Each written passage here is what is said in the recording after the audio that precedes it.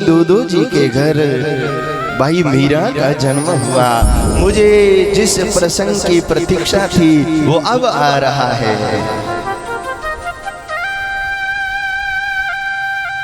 ये राजस्थान सूरवीरों की भूमि है। ये राजस्थान भक्ति की भूमि।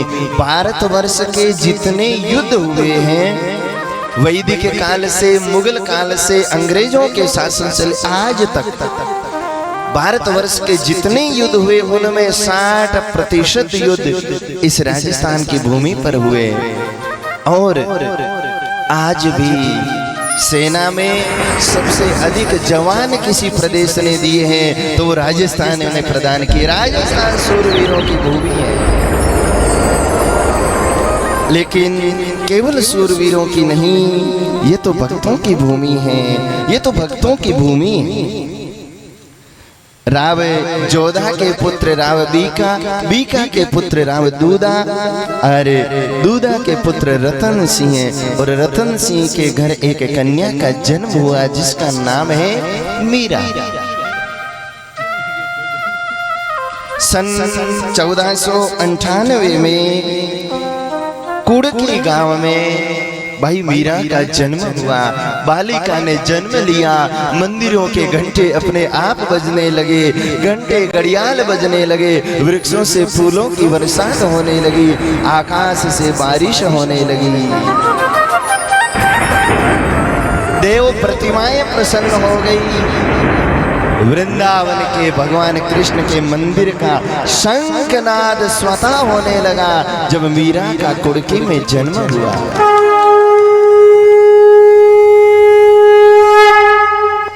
लेकिन इस दुनिया में भक्त पर जितना कष्ट आता है, भक्त को जितना दुख सहना पड़ता, उतना किसी को नहीं। 2 वर्ष की आयु थी, मीराबाई की माँ का देहांत हो गया। गुरु महाराज ने कहा है, एक दुख बालक की माँ मुइयो। छोटी अवस्था में बालक की माँ का निधन हो जाए, इससे बड़ा कोई दुख नहीं है। मीराबाई को माँ का निधन हो गया। दादाजी को अपनी पोती अत्यंत प्रिय थी। राव दूदा ने कहा, बेटी तुम मेरे संग चलो, तेरी दादी तेरा पालन पोषण करेगी। बेटी मैं तेरा पालन पोषण करूंगा। और वो कुड़की से मीरा को मेड़ता ले गए राव दूदा। राव दूदो जी परंपरा से भगवान कृष्ण की, 4 भुजानाथ की, गिरधर गोपाल की, गोपाल जी की सेवा करते थे। हमारे यहाँ राजाओं के राजमहलों में प्रथम मंदिर होता था। ये तो मंदिरों का देश है, ये तो देवालयों का देश है। राव दूदा रोज भगवान को भोग लगाते, अष्टयाम सेवा करते। एक दिन राव दूदा बीमार हो गए। दादाजी के संग ये कन्या रहती, माँ नहीं है। छोटी बालिका को क्या पता माँ नहीं है, अपनी दादी को ही माँ कहती। माँ समझ करके दादी की गोदी में सो जाती, दादी को माँ कहती। दादी को भी लगा मैं तो इसी की माँ हूँ। और माताओं में ये भाव होता है, किसी बालक की माँ चली जाए तो दादी, नानी या कोई भी घर की महिला उसे इतना प्रेम और प्यार देती, इतना वात्सल्य, इतनी ममता देती है कि उसे अपनी माँ का अभाव होने नहीं देती। इतना माताओं का स्वभाव होता है। मीरा की दादी ने मीरा को कभी माँ की कमी नहीं लगने दी, कभी ये नहीं होने दिया कि मीरा की माँ है नहीं।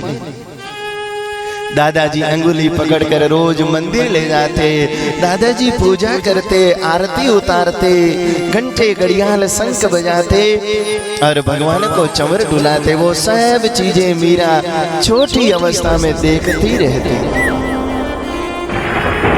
और ऐसे देखते देखते मीरा भी धीरे धीरे पूजा में हाथ बांटने लगी। कभी भगवान को नैवेद्य चढ़ा दे, कभी भगवान को माला पहना दे, कभी तिलक लेके मीरा भगवान को तिलक कर दे। छोटी सी बालिका, छोटे से लड्डू गोपाल, मीरा को लगता ये मेरा खिलौना है, भगवान को हाथ में लेती, भगवान को मुख में रख लेती, भगवान को जूठा कर लेती। दादाजी की आंखें भर आती कि छोटी बालिका समझती नहीं, लेकिन भगवान से कितना प्रेम है। भगवान को खिलौना समझकर मीरा खेलने लगती। मेरे भगवान तो इसी में खुश है, उनको जो समझना समझ लो, हो तो आप जो भाव चाहो वही बनने को तैयार है। एक दिन दादाजी बीमार हो गए। मीरा को कहा बेटी आज तो दूध का भोग लगा दे, आज मेरे को बुखार है और मैं स्नान नहीं कर सकता और बिना नहाए मंदिर में भगवान का भोग लगाना नहीं चाहिए। बेटी तू जा आज दूध का भोग लगा दे। मीरा गई, दूध लिया, केसर डाला, उसमें पंचमेवा डाले, भगवान को स्नान कराया, पोशाक पहनाई, तिलक कराया, माला की, आरती की और दूध का भोग लगाया। भोग लगा दिया, पर्दा कर दिया। छोटी बालिका है, पर्दा कर तो दिया, लेकिन पर्दा खोल के बार बार देखती है भगवान ने भोग लगाया कि नहीं, भगवान ने दूध लिया कि नहीं। अब आज तक दूधाजी को तो यही था, थोड़ी देर दूध रख दो और फिर दूध ले लो। हमारा भी यही हाल है, हम सोचते हैं भगवान के सामने प्रसाद रख दिया अर्थात भगवान ने भोग लगा लिया, नहीं, भगवान प्रत्यक्ष भोग लगाते हैं। आज हमारा भाव नहीं। मीरा को ये मन में भाव था कि भगवान खुद आते होंगे और दूध पीते होंगे। 1 घंटा 2 घंटा दोपहर हो गई, सवेरे से दोपहर हो गई। मीरा बार बार पर्दा उठाए, हे हरि मेरी वेला क्यों नहीं आए। और अंत में मीरा रोने लगी, भगवान रोज दादाजी की सेवा स्वीकार करते हो, मैंने क्या गुनाह किया है, आओ प्रकट हो, वो दूध का भोग लगाओ। जो ही मीरा रोने लगी मेरे परमात्मा मूर्ति में से प्रकट हो गए और कटोरा हाथ में लेके पूरे दूध को भगवान के दर्शन किए। मीरा गदगद हो गई दादाजी के पास में। दादाजी ने कहा बेटा भोग लगाया। दादाजी भोग लगा दिया तो चरणामृत कहाँ है प्रसाद? कहा प्रसाद तो बचा नहीं, भगवान पूरा दूध पी गए। दादाजी हंसने लगे और भी जो राजा के मंत्री थे हंसने लगे कि छोटी बालिका खुद पी गई होगी, झूठ बोलती है। कई दिन बीते, एक दिन राव दूधा एक मंदिर के कोने में छुप कर देखने लगा। मीरा आई, भगवान को बुलाया, भगवान प्रकट हुए और दूध। भाव हो तो भगवान भी प्रकट होते हैं। दूधा की आंखें भर आई, पीढ़ियां हो गई इस प्रतिमा की पूजा करते, इस प्रतिमा की पूजा करते पीढ़ियां बीत गई, लेकिन कोई इस प्रतिमा में से परमात्मा को प्रकट नहीं कर सका। आज मेरी पोती ने इस प्रतिमा में से परमात्मा को प्रकट कर दिया। धन्य है मीरा, आज दूधा ने मीरा को प्रणाम। ऐसी बाई मीरा जिसका भाव है, जिसकी भक्ति है। धीरे धीरे आयु मीरा की बढ़ने लगी। 5 वर्ष की आयु हुई। महल की अट्टालिका पर मीरा खड़ी है, मीरा की दादी खड़ी है। अब तो मीरा का भगवान से प्रेम हो गया। दूधा ने कहा बेटी हम तो ऊपर से जीते रहे, तू धन्य है, तेरा तो भोग स्वयं भगवान लगाते हैं। मीरा आज के बाद आप ही भगवान की सेवा करो। 5 वर्ष की मीरा महल की अट्टालिका पर खड़ी है, दादी साथ में है। और उस मीरा ने नीचे से बारात जा रही है महल के रास्ते से। मीरा ने कहा दादी ये कौन है? माँ ये कौन है? माँ ने कहा ये बारात, ये दुल्हा है। और मीरा छोटी बालिका भोला मन पवित्र मन पूछ लिया दादी मेरा दुल्हा कहाँ है? दादी एकदम से अचंभित रह गई, अपने को संभाला और संभालते हुए कहा, बेटी तेरा दुल्हा कोई और नहीं गिरधर गोपाल है। और उसी दिन से मीरा ने भगवान को पति मान लिया। होठों पर मुस्कान, हाथों में मुरली, सिर पर मोर मुकुट है। हे बेटी तेरा दुल्हा वही है। और उसी दिन से मीरा ने समझ लिया, मेरे तो गिरधर गोपाल दूसरो न कोई, जाके सिर मोर मुकुट मेरो पति सोई। क्यों ऐसे वर को क्या वरू, जो जन्मे सो मर जा। वर वरी हूँ गोपाल को, मेरो चुड़ लो अमर हो जा।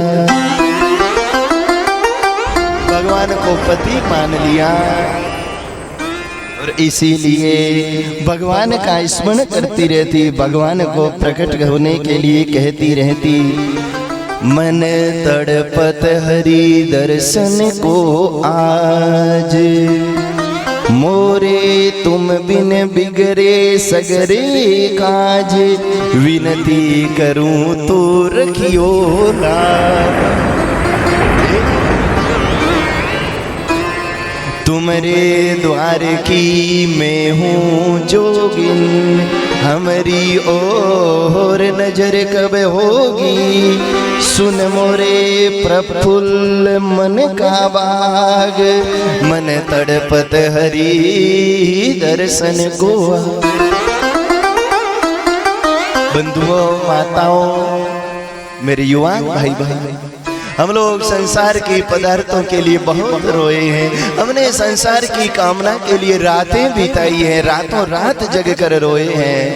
और फिर हम कहते भगवान हमें दिखते नहीं। कभी भगवान के लिए दो आंसू तो बहा के देखो, मेरा परमात्मा हाजिर है, कहाँ नहीं है। बिन गुरु ज्ञान कहाँ से पाऊं, दीजो दान हरि गुण गाऊं। सब गुणी जन से तुम्हारा राज, मन तड़पत हरि दर्शन को आ। और कहा, हे हरि आप यदि नाता तोड़ दोगे तो मुझे कौन अपनाएगा। मुरली मनोहर नाता न तोड़ो, दुख भंजन मोरा सातन छोड़ो। मोहे दर्शन भिक्षा दे दो आज, मन तड़पत हरि दर्शन को आ। ऐसी भाई मीरा की ये दिव्य कथा है। भाई मीरा अद्भुत भगवान की भक्त हुई। जो भाव मीरा का रहा है, अद्भुत मीरा का भाव रहा है। बोल जम्बेश्वर भगवान की। जिन्होंने जीवन को सचमुच जिया होता है, उनको पता है जीवन का आनंद। आप समक्ष विराजने में और समक्ष विराजमान होकर के सुनने में आप आनंदित महसूस करते हैं। आपकी इस सरलता पर हम आपका एक बार फिर से आदर करते हैं। आप अच्छे विद्वान हैं, आपकी वाणी का लाभ भी हमें मिलेगा।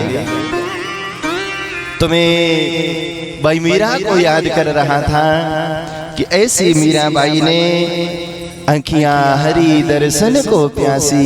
हे हरि ये आंखें आपके दर्शन के लिए प्यासी है। देखत चाहत कमल नयनन को, हरदम रहत उदासी। अब संसार से मीरा उदासीन हो गई, अब संसार से कुछ नहीं चाहिए। केसर तिलक माला मोतियन की, वृंदावन के वासी। जिही तन लागे वो ही तन जाने, लोग नहीं हो हासी। लागी लागी सब कहे, लागी लगे न कोई, हमको तो ऐसी लगी, अब श्याम मिलाओ कोई। ऐसी मीरा जिसको लगी, लागी वैसो जाने, घायल काई जाने।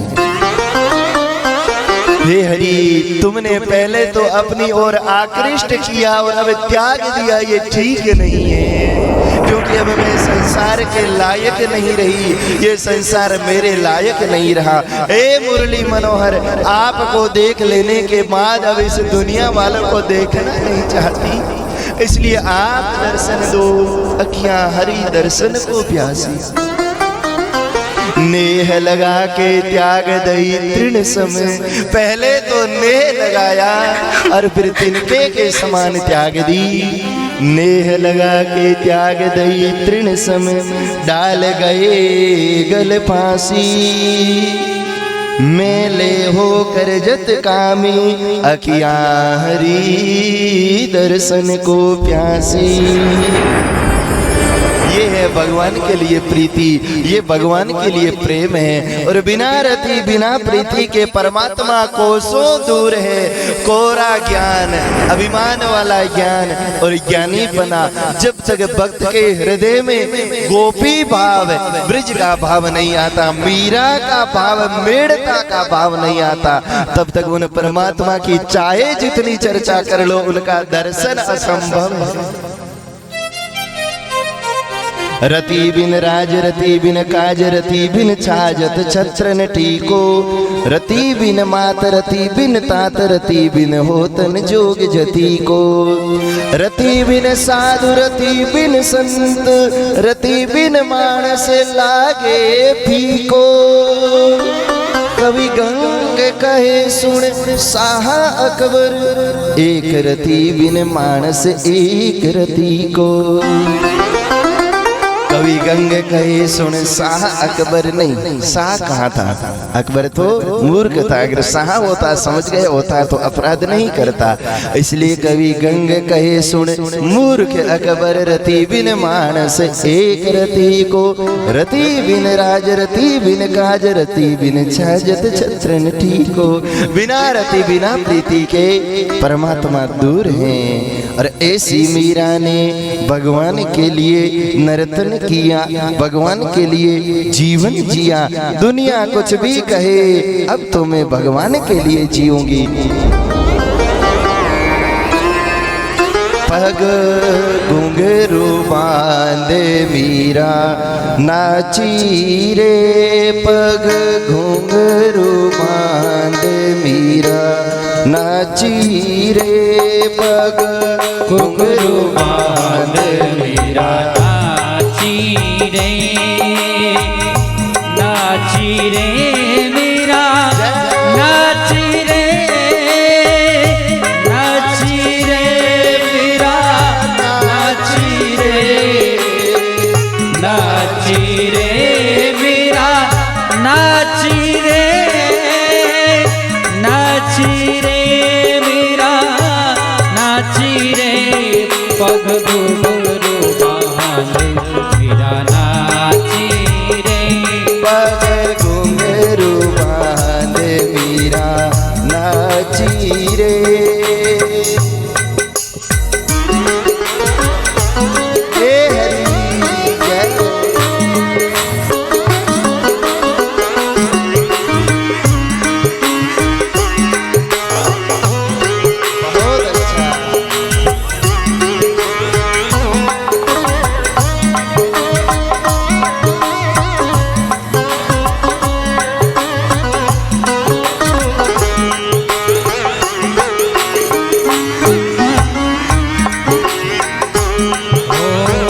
लोग कहें मीरा भाई रे बावरी, लोग कहें मीरा भाई रे बावरी, लोग कहें मीरा भाई रे बावरी। सास कहे गुलनासी रे, सास कहे गुलनासी रे, पग घुंघरू बांध मीरा नाची रे, पग घुंघरू बांध मीरा नाची रे, नाची रे मीरा नाची रे, नाची रे मीरा नाची रे,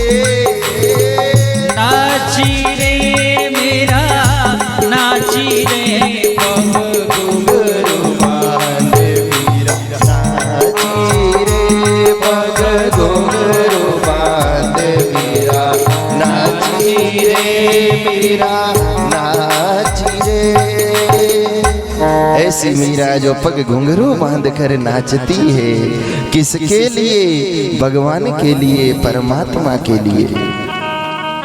अब तो संसार से कोई नाता नहीं रहा, कोई राग नहीं रहा, लेकिन संसार में आए हैं, संसार में न चाहते हुए भी जीना पड़ता है। मीरा नहीं चाहती कि अब किसी शरीरधारी से मेरा कोई संबंध बने, क्योंकि अब तो भगवान से संबंध नाता जुड़ चुका है। लेकिन संसार की, परिवार की, समाज की, विवाह की व्यवस्था ने मीरा को जकड़ लिया। मीरा के दादा, शरीर जिनका धीरे धीरे शिथिल होने लगा और उन्हें लगा मुझे मीरा का विवाह करना चाहिए। मीरा छोटी बालिका भक्ति भी करती, पूरे घर का काम करती, पूरे परिवार जनों की सेवा करती, और जब सब काम पूरा हो जाता, लोग जब सो जाते, रात में बैठकर गोविंद का गुण गाती।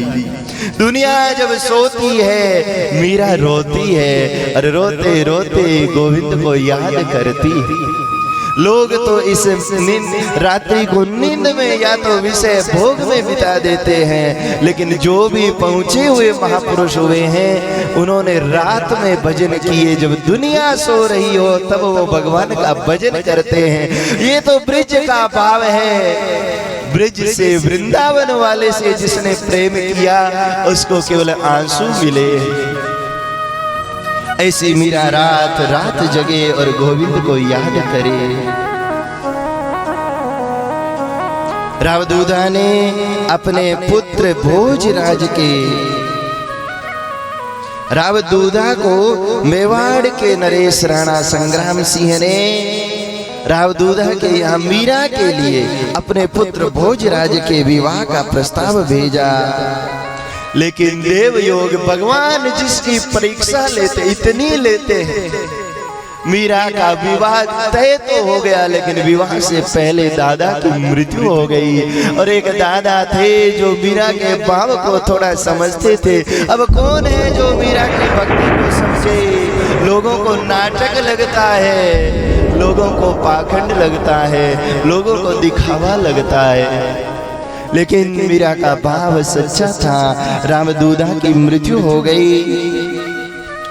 पितामह का चले जाना मीरा को बहुत दुखी, क्योंकि मीरा को याद है वो दिन जिस दिन प्रथम बार रावदूधा अंगुली पकड़कर मीरा को मंदिर लाए थे, और उसी दिन से प्रथम दर्शन से मीरा ने अपने आप को भगवान को समर्पित कर दिया। वो दिन मीरा को याद है। मीरा के चाचा वीरमदेव ने मीरा को अपने संरक्षण में लिया। वो भी मीरा से प्रेम करते थे। सन 1516 में युवराज भोजराज के साथ मीरा का विवाह हुआ।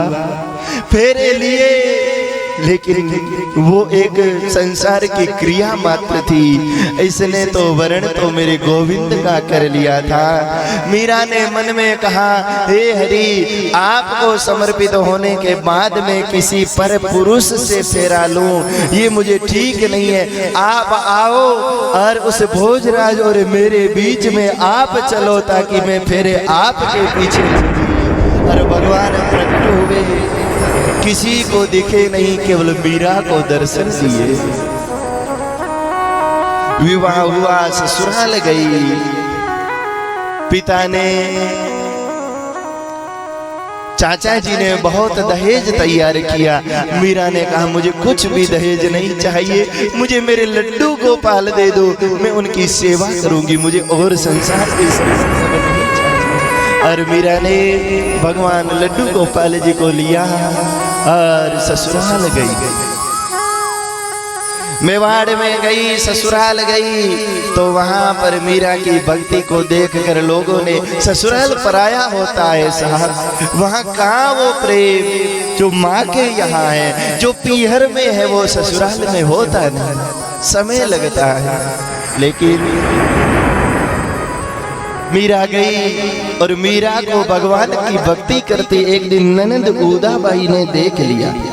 और उस बूढ़ा ने कहा कि ये मीरा, हमारे यहाँ तो कुल देवी है, मैया है, माता जी है, जगदम्बा है, उनकी पूजा करो, आप गिरधर गोपाल की पूजा क्यों करती हो? तब मीरा ने कहा, मेरी दृष्टि में सब समान है, मैं कोई परमात्मा के किसी स्वरूप का भेद नहीं करती, लेकिन मुझे तो मेरा कन्हैया, मेरा कृष्ण प्रिय है, अब उसके अलावा मैं किसी के सामने सिर झुका नहीं सकती, मुझे तो वो परमात्मा प्रिय है, अब मुझे कोई और नहीं चाहिए।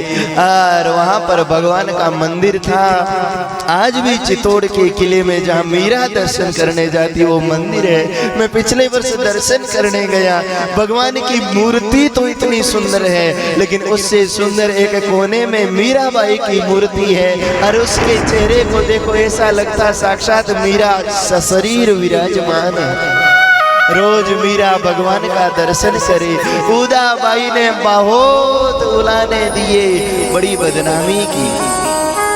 भोजराज को कहने लगी, भैया ये तेरी पत्नी मंदिर में किसी पर पुरुष से मिलने जाती, सोचो जब अपने घर के निजी लोग आपको बदनाम करने की शुरुआत कर दे, तब समझ लेना अब परमात्मा बहुत नजदीक है, अब भगवान अति निकट है।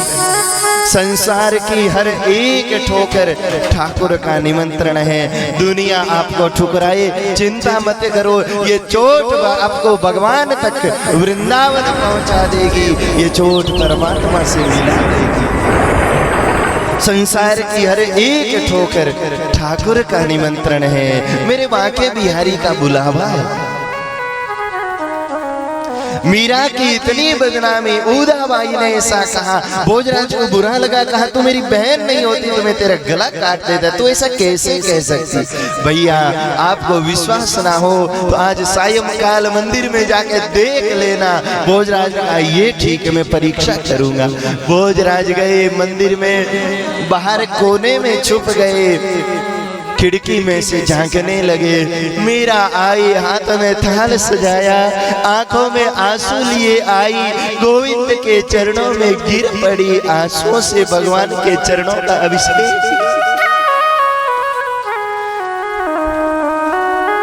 और जो ही मीरा के दृग बिंदु भगवान के चरणों में गए, मूर्ति में से कृष्ण प्रकट हो गए।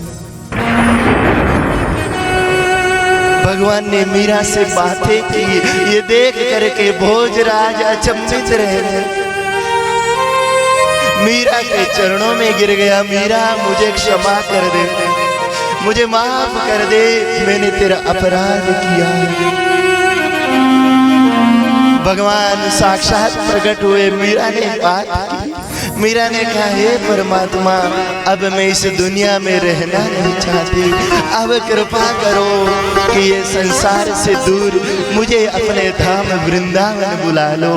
और भोजराज उसी दिन चरण पकड़ लेता है। मीरा के भाव को समझ गए, भोजराज का शरीर उसी दिन शांत हो गया।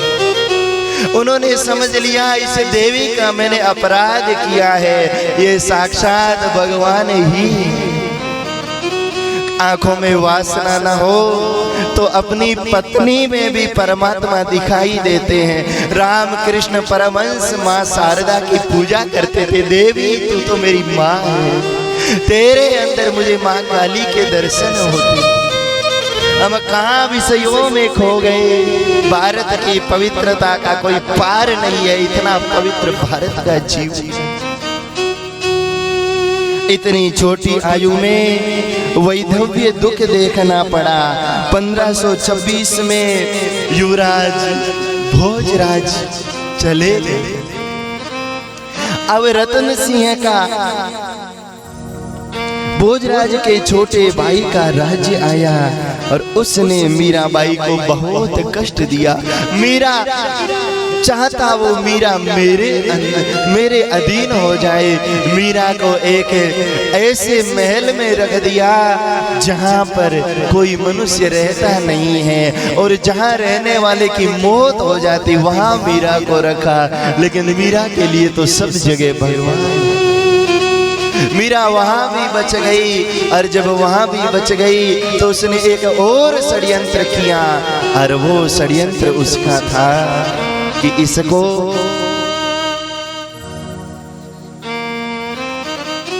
वो षड्यंत्र मीरा का एक जहर का प्याला भेजा। सोचा जहर दूंगा मर जाएगी। एक सेवक के द्वारा जहर का प्याला भेजा गया। क्या मीरा को खबर नहीं जहर का प्याला है? जो इतना जानता है भगवान को प्रकट कर सकता है, उसको पता है ये जहर का प्याला है। मीरा को कहा ये चरणामृत है। मीरा ने एक पल देर नहीं की और उस कटोरे को लेके जहर को पी गई। जहर का प्याला राणा भेजिया, पीवत मीरा हासी रे। मीरा ने अमृत समझकर जहर पी लिया। वो जहर असर नहीं कर सकता, नहीं मार सकता। एक सांप को भेजा, उसको बहुत पीटा गया, बंद कर दिया। कहा ये सांप मीरा को अवश्य काटेगा। कहा कि ये शालिग्राम भगवान है। मीरा ने शालिग्राम भगवान समझकर सर्प को सिर से लगा लिया और जो ही खोला शालिग्राम शिला प्रकट हो गई, साक्षात भगवान प्रकट हो गए। न जाने कितनी यातना मीरा ने मीरा को दी।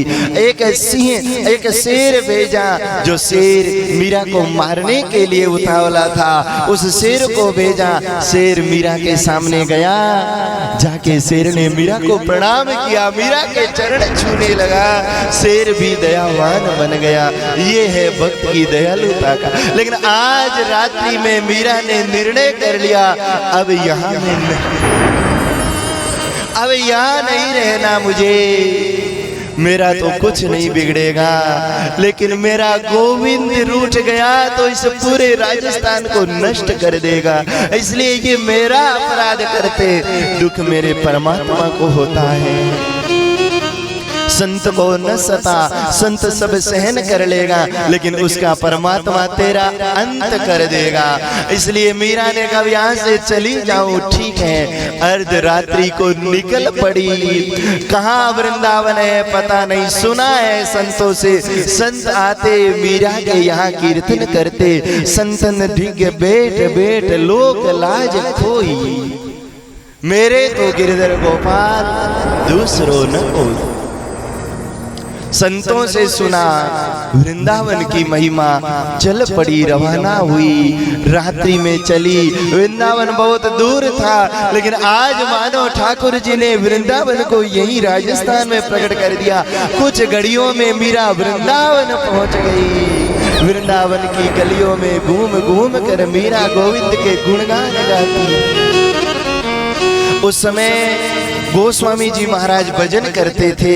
वहां गए, मीरा ने कहा वो भक्ति के आचार्य हैं, रसिक संत, में उनका दर्शन करूंगी। उनके सेवकों ने कहा वो दर्शन नहीं देंगे, वो स्त्रियों से मिलते नहीं हैं। मीरा हंसने लगी। मीरा ने कहा मैंने तो सोचा था वृंदावन में एक ही पुरुष है, ये दूसरा पुरुष कौन है? यहाँ तो सब गोपी है, एक कृष्ण पुरुष है। गोस्वामी जी बाहर निकल आए। कहा कि अरे ये तो कोई पहुंची हुई आत्मा है। मीरा के पैर पकड़ लिए, देवी मुझे क्षमा कर देना, मैं आपके पाँव पर मुझे आशीष दो कि मुझे आपकी भक्ति प्राप्त हो जाए। लेकिन वहां भी मीरा का पीछा नहीं छोड़ा। राणा ने बहुत कष्ट दिया। मीरा ये सदा गलियों में घूमती और यही कहती, मैं तो पूछू पंडित जोशी, मेरो राम मिलन कद होसी, मुझे मेरे भगवान कद मिलेंगे। हे राणा तू क्यों अपराध करता है? इस ब्रज भूमि में तो तू छोड़ दे। भली बुरी तो मैं नहीं कीनी। हे राणा मैंने किसका क्या बिगाड़ा? भली बुरी तो मैं नहीं कीनी, राणा क्यों है रिसायो? थाने माने दे दिवी है, जारो हरि गुण गावे। राणा तो अभी भी मेरे पीछे क्यों पड़ा है? इस शरीर से भगवान का भजन कर ले, शरीर धन्य हो जाए। मीरा वृंदावन में बहुत रही, लेकिन अब मीरा वृंदावन से भी मीरा को लगा मुझे द्वारिका जाना चाहिए। मीरा द्वारिका चली गई। वहां इस राजा ने, मेवाड़ के राजा ने द्वारिका में पीछे सेना भेजी और द्वारिका के संतों को कहा मीरा को शरण दी तो मैं तुम्हें मार दूंगा। ब्राह्मणों को, पुजारियों को, पंडितों को कहा तुम सबको मार दूंगा। आज मीरा को चिंता हुई कि मेरे कारण इन संतों को कष्ट हो, मेरे कारण इन पंडितों को, इन भक्तों को कष्ट हो। मैं ये नहीं चाहती। राणा को संदेश भेजा, राणा मुझे तेरे नगर से कोई द्वेष नहीं, लेकिन तूने किसी संत को आने से प्रतिबंध लगा दिया कि यहाँ मेवाड़ में कोई संत ना आए। हे राणा, जिस नगर में संत नहीं हो वो नगर मुझे सुहाता नहीं। थारे देशा में राणा संत नहीं रे, लोग बसे सब कूड़ो मेवाड़ी राणा देश राणा कहाँ सुनने वाला। राजा होने का अहंकार उसके सिर सवार था। सेना ने चारों तरफ द्वारिका को घेर रखा था। कल सूर्योदय होते मीरा को हमें सौंप देना, नहीं तो द्वारिका को नष्ट कर देंगे।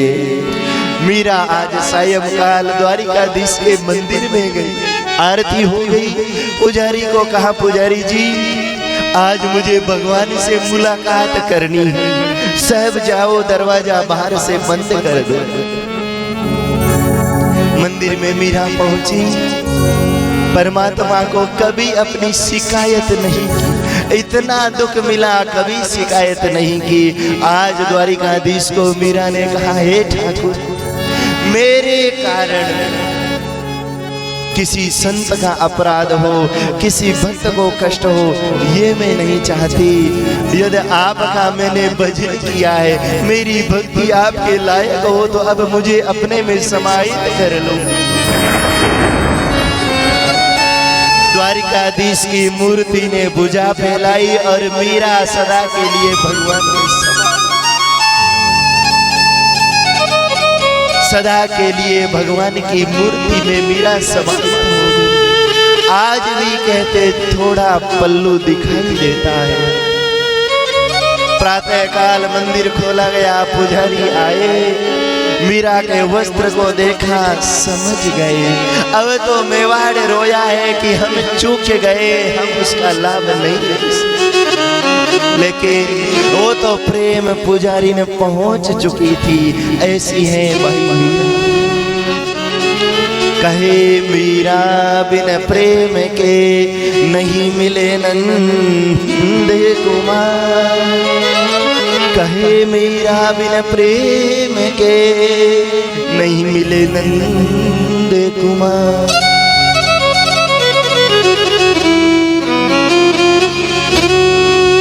ऐसा ये मीराबाई का क्षेत्र है, ये मेड़ता की भूमि।